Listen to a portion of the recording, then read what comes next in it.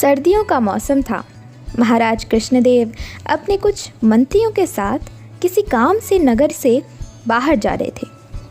ठंड इतनी थी कि सभी दरबारी मोटे मोटे ऊनी वस्त्र पहनने के बाद भी कांप रहे थे। चलते चलते राजा की दृष्टि एक बूढ़े भिखारी पर पड़ी, जो हाथ में कटोरा लिए इस कड़कड़ाती ठंड में एक पत्थर पर बैठा कांप रहा था। भिखारी की ऐसी स्थिति देखकर महाराज से रहा न गया।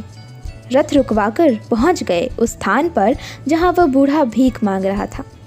कुछ देर तक राजा कृष्णदेव भिखारी को देखते रहे और फिर अपना कीमती शाल उतार कर बूढ़े भिखारी को उड़ा दिया।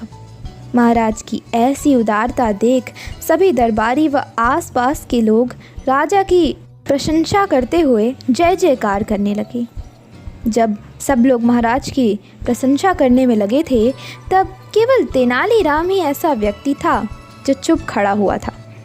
तेनाली को चुप देख राज पुरोहित को बोलने का अवसर मिल गया।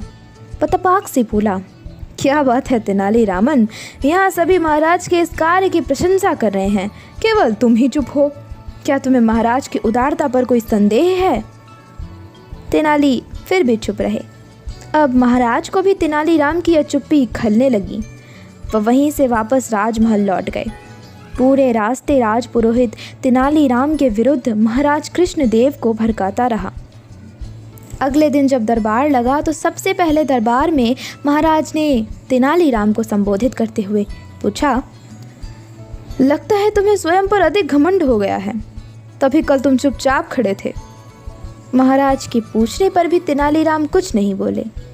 अब तो महाराज तिलमिला उठे और तेनाली को 1 वर्ष के लिए देश निकालने की सज़ा दे डाली।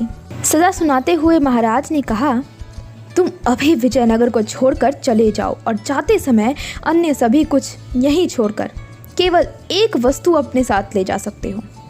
बताओ, तुम क्या साथ ले जाना चाहते हो?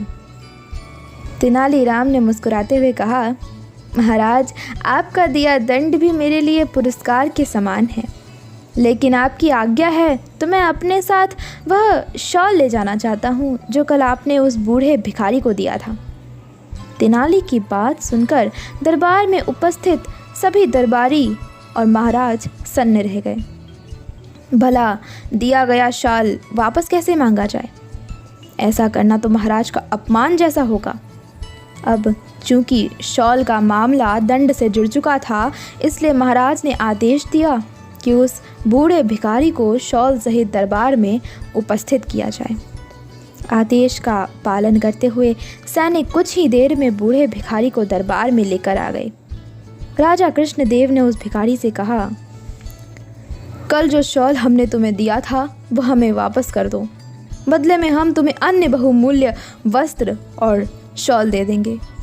राजा की बात सुनकर भिखारी घबरा गया और इधर उधर बगलें झांकने लगा। सैनिकों के जोर देकर पूछने पर उसने कहा, महाराज, वह शॉल तो बेचकर मैंने रोटी खा ली। बूढ़े भिखारी के मुंह से यह बात सुनकर महाराज कृष्णदेव क्रोध से भर गए, परंतु बात उनके सम्मान की थी, इसलिए उन्होंने भिखारी को आगे कुछ न कहते हुए दरबार से चले जाने का आदेश दिया। अब वे तेनाली की ओर देखते हुए बोले, हमें सीधे सीधे जवाब दो, कल तुम चुप क्यों थे? क्या कल तुम्हें हमारा कार्य पसंद नहीं आया?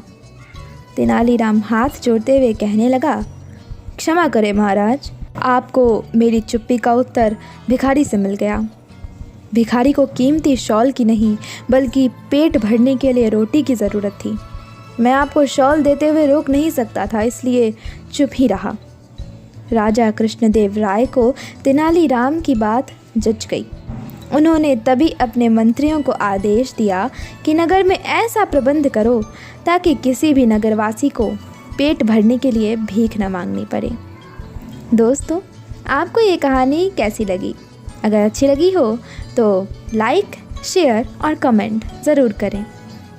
और हाँ, ऐसी और मनोरंजक व ज्ञानवर्धक कहानियाँ सुनने हेतु हमारे चैनल को सब्सक्राइब ज़रूर करें। धन्यवाद।